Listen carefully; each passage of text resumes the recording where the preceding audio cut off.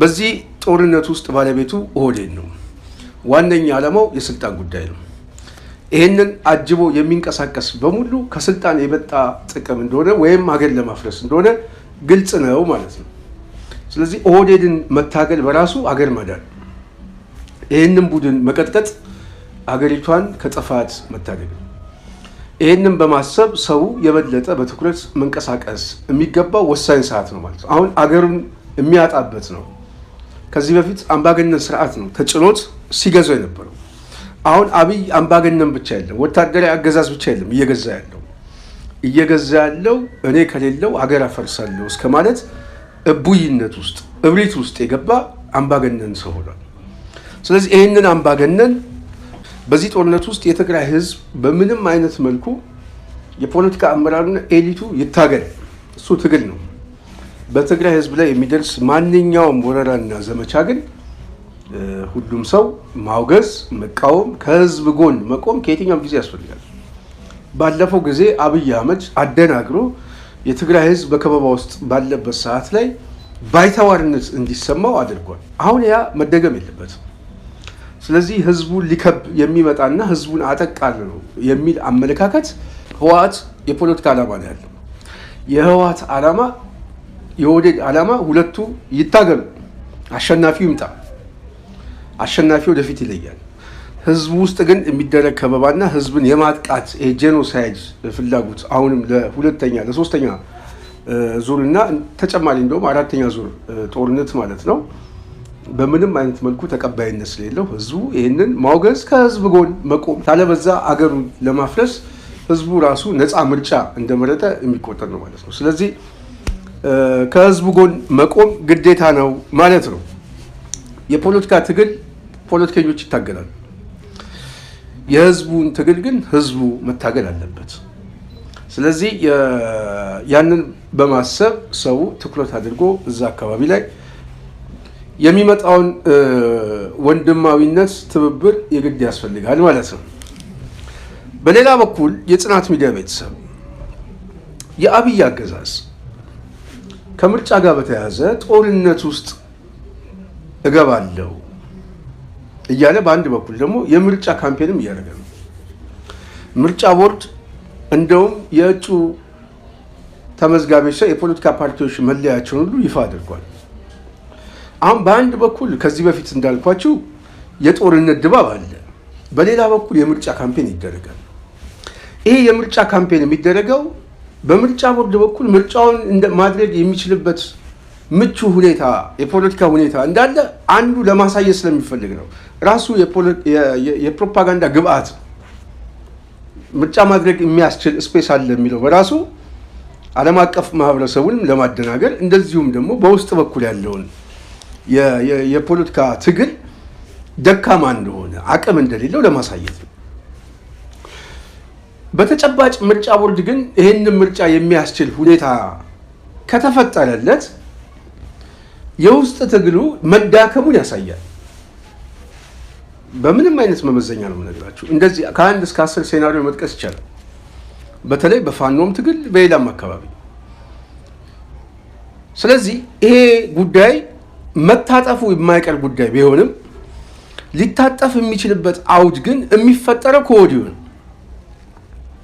በተለይ በነፃነት ትግል ውስጥ ያሉ ሰዎች፣ በተለይ በአማራ ትግል ላይ በፋኖ ትግል ላይ ምናምን ያሉ ሰዎች ከወዲሁ የተለያዩ ካምፔኖች ከምርጫ ጋር የሚያስችል ሁኔታ እንደሌለ በብዙ መልኩ ማሳየት የሚቻል የፖለቲካ ስራ መሰራት አለበት እያሰራል። ወታደራዊ እንቅስቃሴ ጭምር ለምሳሌ አሁን ቅርብ ጊዜ የሸኔ እንቅስቃሴ የሚሉት እዚህ አዲስ አበባ ዙሪያ ላይ የተለያዩ ከተሞችን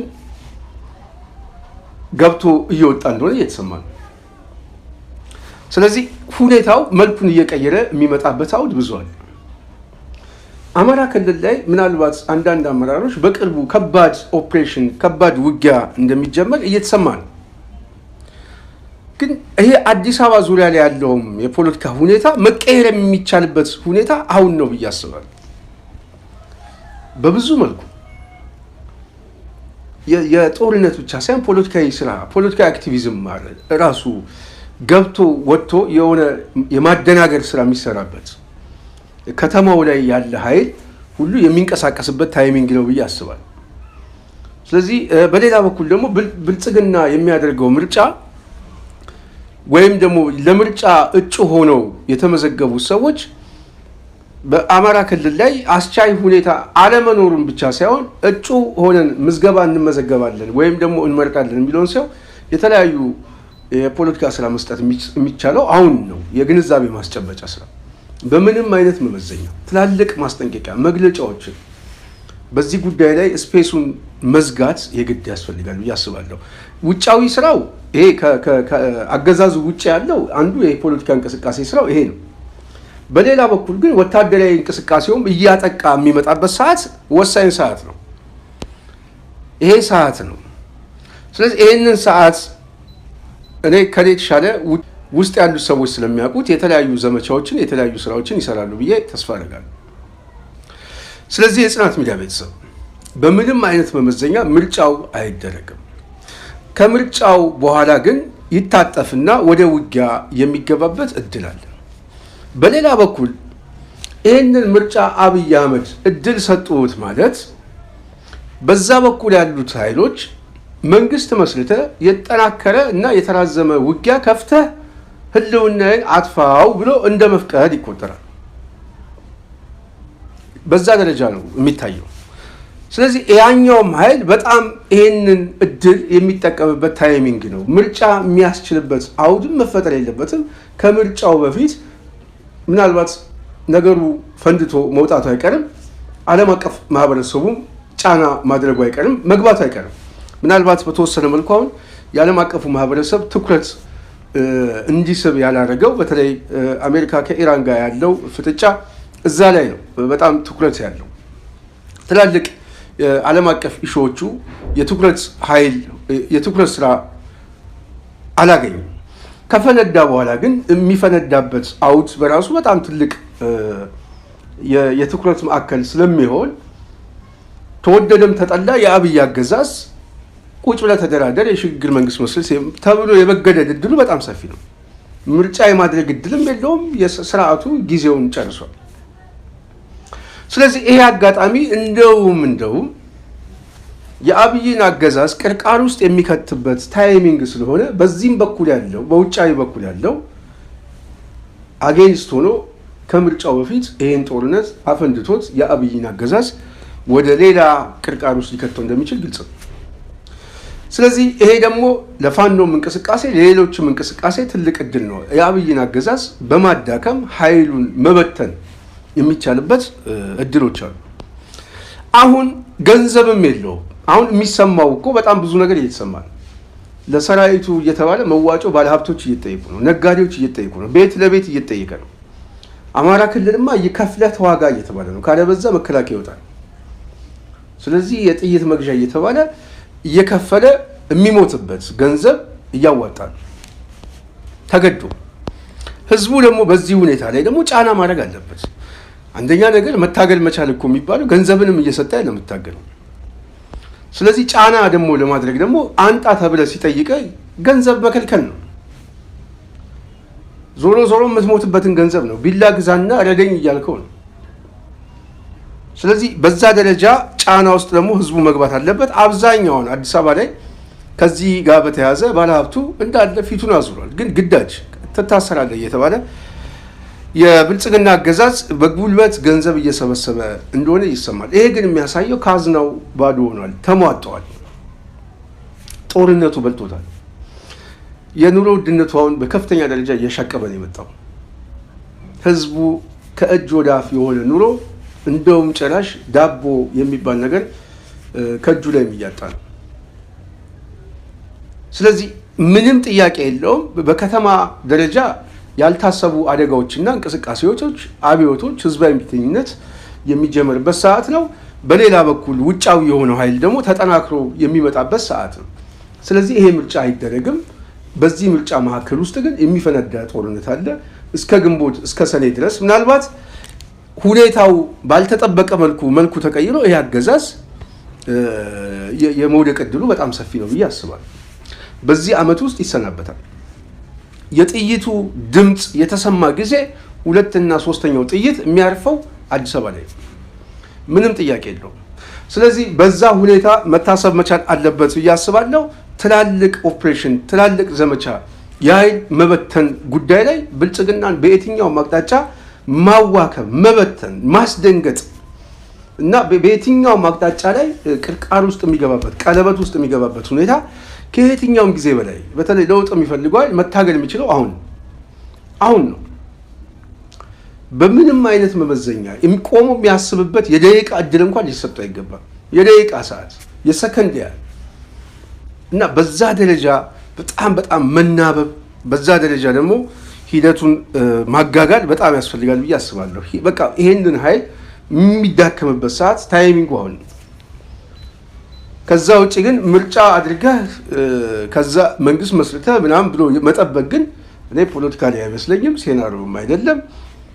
በሂደቱ ላይ ውጤቱ ግደለኝ ነው። ጠብቀህ ተጠናክረህ ናና ግደለኝ ብሎ ነፃ ፍቃድ እስከ መስጠት የደረሰ ፖለቲካዊ እንድምታ ነው ያለው። ስለዚህ ይሄ አጋጣሚ የትኛውም ኃይል ሊጠቀምበት ይገባል ማለት ነው። ምርጫ ቦርድ አሁን ሰሞኑን ዛሬም የተለያዩ ካምፔን እያደረገ ነው። ከእጩዎች ጋር በተያያዘ ኢቲቪ ክርክር እያደረገ ነው። ውጭ ያሉት የብልጽግና ካድሬዎች ተጠርተው ኢቲቪ ላይ አስተያየት እንዲሰጡ ስለ ሀገር ምናምን የሚል የአዲስ ኮምፓስ ምናምን የ3-4 መንግስት ሲቀያየር የነበረ ሆዳም የወደ ተንታኝ ስለ ሀገር ብሎ እየመጣ ነው ማለት ነው። በጣም የሚገርም እኮ ነው። ይሄ ባላቶል የሚባል አለ አንድ ጣሊያናዊ ተጫዋች በጣም የሚገርም እና ጎበዝ ተጫዋች ነው፣ ግን ጸባይ የለውም። ይሄኛው ደግሞ ምንድነው ፖለቲካን ይተነትናል፣ ግን የሚተነትነው ከወድ ነው ከትርፍ አንጀት ትንተና የሚመጣ ነው። የቱ ስንት ሰጠኝ ምናምን የሂሳብ ጉዳይ ነው። ሂሳብ ከሰጠው የፋኖ ተንታኝ ይሆናል፣ ሂሳብ ሲሰጠው የትዕነግ ይሆናል፣ ሂሳብ ሲሰጠው የግንቦት ሰባት ይሆናል። ገንዘብ ካለው አሁን ደግሞ የብልጽግና ኦሮሞማ ተንታኝ ሆኖ ይመጣል። ይሄ አሁን ስለ ሀገር አስቦ በኢቲቪ መስኮት ላይ እኛን ሊመክረን ማለት ነው፣ ሌላውን ሊመክረን ባንዳና ባዳ ብሎ ሊያሰለጥም ማለት ነው። የሚገርም እኮ እና የኢትዮጵያ ፖለቲካ ይሄ ነው። ኦህዴድ በነገራችን ላይ ያዛባው ፖለቲካ የሚባለውን ሳይንስ ራሱ አዛብቶታል።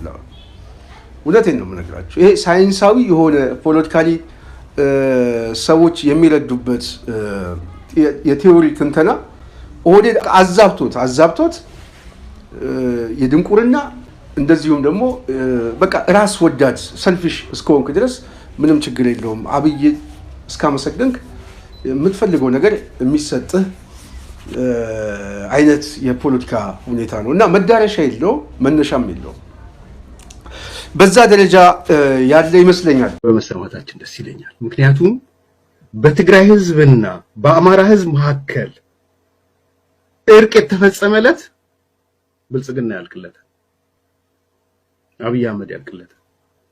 የኢትዮጵያ ጥገና ይጀመራል። ደግመዋለሁ፣ በትግራይ ህዝብና በአማራ ህዝብ መካከል። ምክንያቱም ጸብ ሊፈጠር የጸብ ግድግዳ ሊተከል የተፈለገው ሀብታሙ ሁሌ ካሽሚር የሚለውን ሊተከል የተፈለገው በሁለቱ ህዝቦች መካከል። ስለዚህ የጽናት ሚዲያ ቤተሰብ እንደነዚህ አይነት ሰዎችን እየሰበሰቡ እንግዲህ የእውቀት ትንተና እያሉ ማስታወቂያ እያሰጡ ነው። ግን ህዝቡ የሚሰማቸው ሰዎች አሉ። አንደኛ የሚታወቁ ናቸው።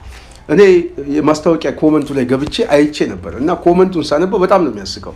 እንደው ትንሽ ባሳያችሁ በጣም የሚያዝናና ነው። በቃ እንዳለ የሚሰጥ ኮመንት ማለት ነው እና ይሄን ይመስላል። ስለዚህ ከዚህ ላይ እኮ ሰው መማር እኮ የሚችለው እንዴት ህዝቡ እንደሚጠየፍ ማለት ነው። ሆዳም ነህ መቼስ ሲወድ ነገር በዚህ ደረጃ ዘግጠህ ምናምን ነገር ከዚህ በፊት ደግሞ የሚናገረውን ነገር ስሙት። እኔ አንድ ዶክተር አሸብር የሚባል ሰው ሲናገር ከዚህ በፊት በጣም ሰውየው ገርሞኝ ነበር።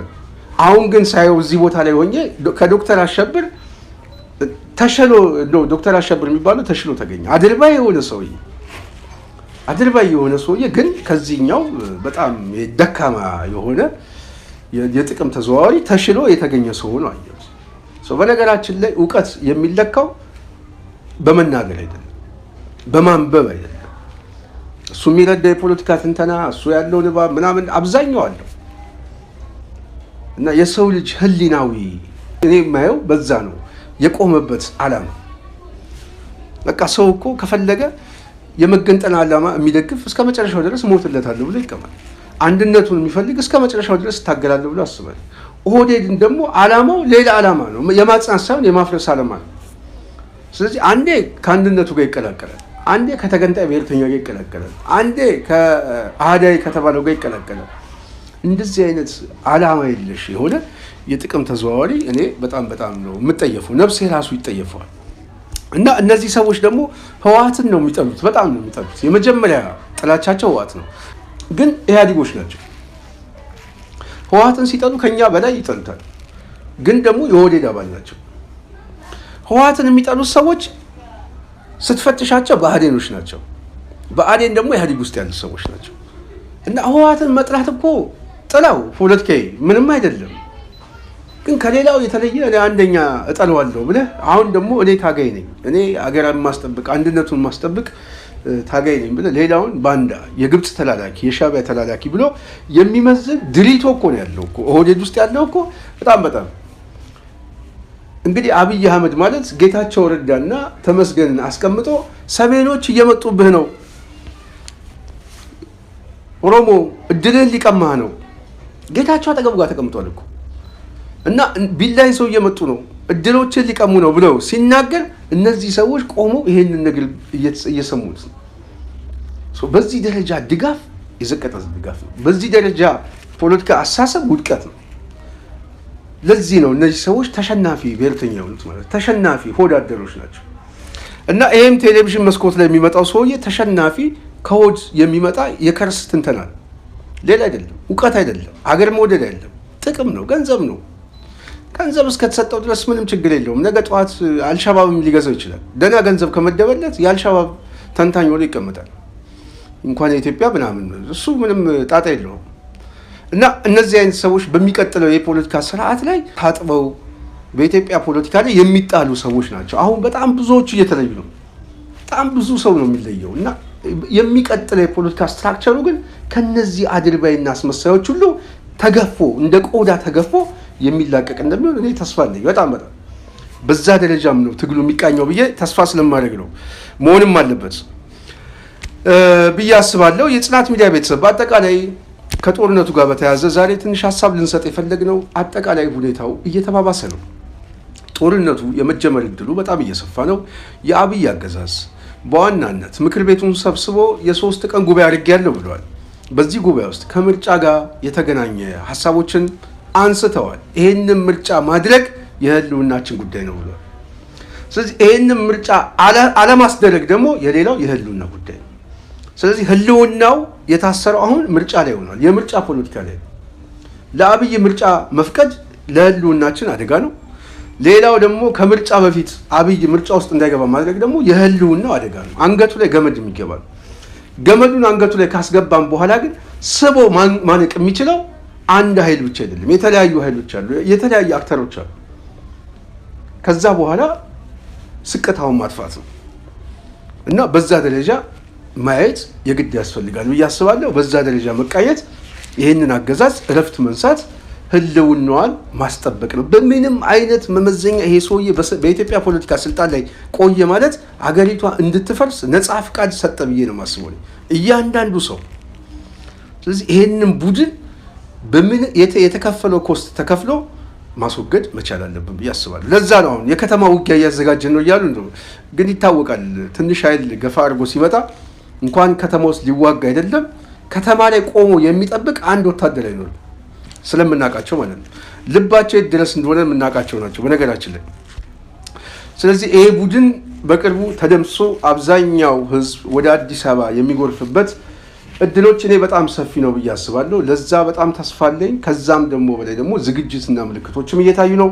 የጽናት ሚዲያ ቤተሰብ በተለይ በትግራይ አካባቢ ላይ የሚደረግ የትኛውም ጥቃት ካለ ህዝብን ማዕከል ያደረገ ድጋፍ፣ ከህዝብ ጎን መቆም የህልውናችን ጉዳይ እንደሆነ መሰመር መቻል አለበት። በምንም አይነት መመዘኛ አብይ አህመድ ከዚህ በኋላ ትግራይ ላይ ገብቶ ጄኖሳይድ እንዲፈጽም እድልም ፍቃድም ሊሰጥ አይችልም። ከፍተኛ ውግዘት ማድረግ አለበት። ይሄ ማለት በአማራ ክልልም የሚደረገውን የትኛውንም እንቅስቃሴ የተከታተሉ ማጋለጥ የግድ ያስፈልጋል። እስካሁንም በቂ የሆነ ዓለም አቀፉ ማህበረሰብ ብዙ ጫና ተደረገ ብዬ ባላስብም ግን ከዚህ በኋላ ያለው ጉዳይ በጣም እየባሰ ስለሚመጣ በትኩረትና በቅንጅት ሁሉም ሰው ለህልውናው ቢታገል እኔ ውጤት እናመጣለን ብዬ አስባለሁ። ነገ ጠዋት የፖለቲካ ብያኔ ስለሚመጣ እዛ ላይ ማተኮሩ ይሻላል ብዬ አስባለሁ። የጽናት ሚዲያ ቤተሰብ ዛሬ የነበረኝ ፕሮግራም ይሄን ይመስላል። አጭር ፕሮግራም። በሚቀጥለው በሌላ ሀሳብ በሌላ ዝግጅት እስክንመጣ ድረስ ጽናትን ላይክ፣ ሼር፣ ሰብስክራይብ ማድረጋችሁን እንዳትረሱ እያሳሰብኩ እኔ ከዚህ ሰናበታለሁ። ፕሮግራሙን ያዘጋጀውላችሁ እኔ ስንታየው ቸኮለኝ። ሰላም።